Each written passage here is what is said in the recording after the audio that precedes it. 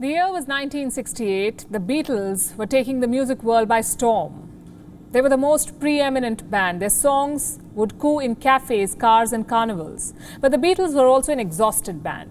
Each of the four band members was fighting a personal battle, be it with drugs or mental health. And no one saw this until in February 1968. That's when the Beatles turned to India to heal themselves. They checked in to the Indian hill town of Rishikesh, spent months practicing yoga. By the end of their trip, the Beatles had written some 48 songs. They had steered away from LSD. They were writing more. They were composing more. There was a profound change in their music. The band's trip to India was one of its most creative phases. And they said it was all thanks to yoga. Soon more people warmed up to the practice. Several Indian yogis took yoga overseas. Thousands saw first-hand results. Their word spread like fire. Yoga became a rage, a positive rage, but it took decades for the world to officially recognize it.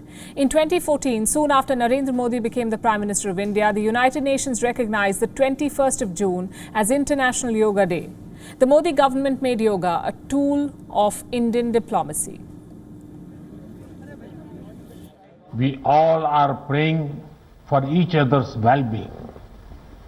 If there are threats to humanity, yoga often gives us a way of holistic health. Yoga also gives us a happier way of life. I'm sure yoga will continue playing its preventive as well as positive role in healthcare of masses.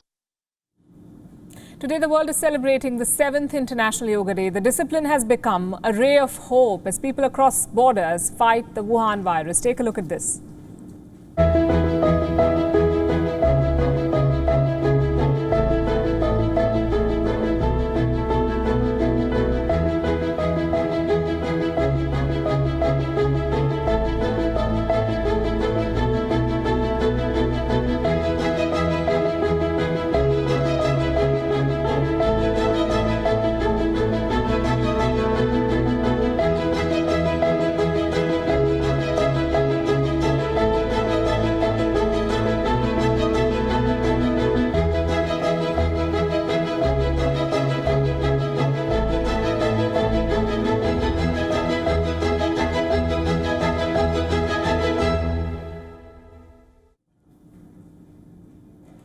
Today, some 300 million people practice yoga around the world. Yoga is an industry worth $88 billion. It is expected to reach $215 billion by 2025. Yoga has a compound annual growth rate of 11.7%. And these, according to the Wellness Creatives company, are just the numbers from yoga studios. If you account for yoga retreats, gears, mats, this market, the yoga market, would be worth more than $130 billion. In the US alone, it is worth $16 billion, more than 900 million euros in the UK, more than 25 billion yuan, that's more than $3.5 billion in China, more than $600 million in Australia. This is an industry that's offering more than just jobs and money. It is offering positivity, it is offering spirituality, it is offering health. Yoga is India's positive export to the world.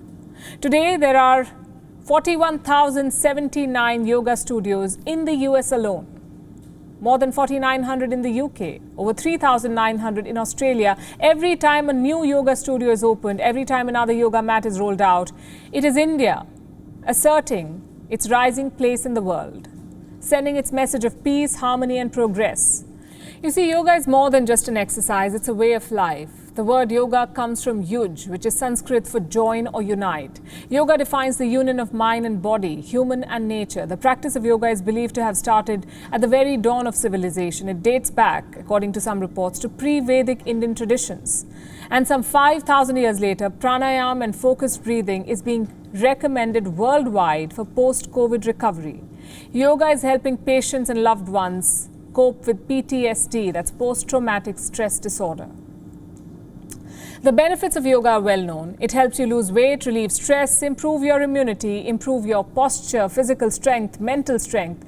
It connects with every individual at a unique level. And I have some very interesting statistics for you. 9 in 10 Americans say that they're aware of yoga. At least 36 million practice yoga. How has it helped them? More than 40% of them say that they eat healthily because of yoga. 50% report donating time to their communities. And this is compared to just 26% of non-yoga practitioners. 59% say yoga helps them sleep better. 54% say yoga helps them release tension.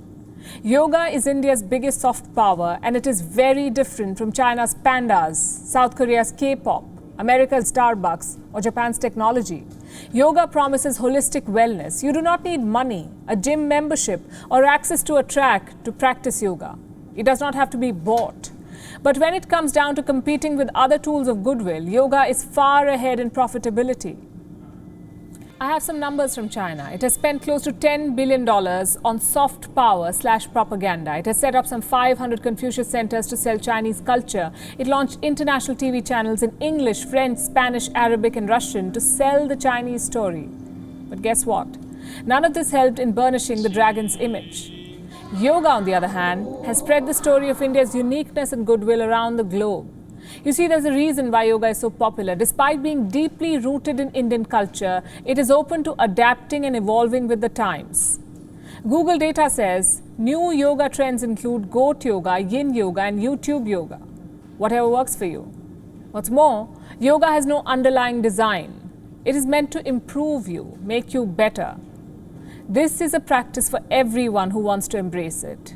And above all, yoga is a manifestation of India's message to the world. It is a manifestation of what we call Vasudhaiv Kutumbakam. The world is one family. WION is now available in your country. Download the app now and get all the news on the move.